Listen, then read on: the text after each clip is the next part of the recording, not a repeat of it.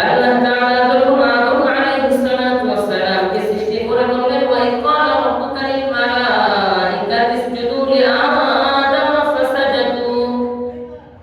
ও আমার সমস্ত ফেরেশতাদের দল, আমি আদমকে সৃষ্টি করলাম, আমি আদমকে খুব যত্ন করে বানাইলাম, আমি আদমকে খুব মায়া করে মোহাব্বত করে বানাইলাম।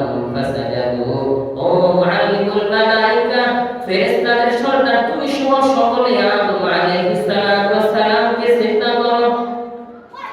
আল্লাহ তাআলার ঘোষণার সাথে সাথে সকলেই আল্লাহ তাআলার ঘোষণা মানার জন্য, আল্লাহ তাআলার নির্দেশ মানার জন্য সকলে আদম আলাইহিস সালাতু ওয়াস সালামের উপর সিজদায় পড়ে গেলেন, ইল্লা ইবলিস, তবে ইবলিস ব্যতীত। ইবলিস সিজদা করলো না। কেন সিজদা করে না? যুক্তি খাটাই তো, নফসের দাবিদারি করে একটা যুক্তি খাটাই তো। যুক্তি কি? সেটাও আল্লাহ তাআলা কোরআনের মধ্যে বললেন, খলাকতানি মিন নারিন ওয়া খলাকতাহু মিন তিন।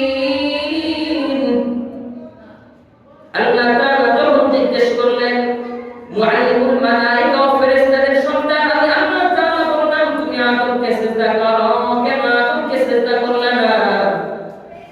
ইবলিস ডাকতে বলে, দয়াল আল্লাহ, আমার একটা যুক্তি আছে, আমার যুক্তি হলো, আল্লাহ তাআলা বলে তোমার আমার কিসের যুক্তি? আমি সিজদা করার জন্য বললাম, তুমি কেন সিজদা করলে না? ইবলিস ডাকতে বলে, না না, সিজদা করি নাই, আমার যুক্তিতে মিলে না, আমার যুক্তিতে খাটে না। তোমার আমার কিসের যুক্তি? খলাকতানি মিন নারিন ওয়া খলাকতাহু মিন তিন। ও আল্লাহ, তুমি আমাকে বানাইলে, আমাকে সৃষ্টি করলে আগুন দ্বারা, আগুনের শিখা উপরের দিকে উঠে নিচের দিকে নামে না। আগুনকে সৃষ্টি করলাম খলাকতাহু মিন তিন, আগুনকে সৃষ্টি করলাম তুমি মাটি দিয়া, মাটি কখনো উপরের দিকে ওঠে না, মাটি সবসময় নিচের দিকেই থাকে। তা আমি ঊর্ধ্বগতির একজন সৃষ্টি হইয়া নিম্নগতি সৃষ্টির কখনো সাজদা করতে পারবো না। সাথে সাথে আল্লাহ তাআলা বললেন, যাও লাআনাতের তকবানে, তুমি আসমান জমিন ছেড়ে, এই জান্নাত ছেড়ে তুমি জমিনের মধ্যে চলে যাও। একমাত্র নফসের তাবেদারি করার জন্য মুআল্লিমুল মালাইকা থেকে ইবলিস বিতাড়িত হয়ে জান্নাত থেকে বের হয়ে যাওয়া হয়েছে।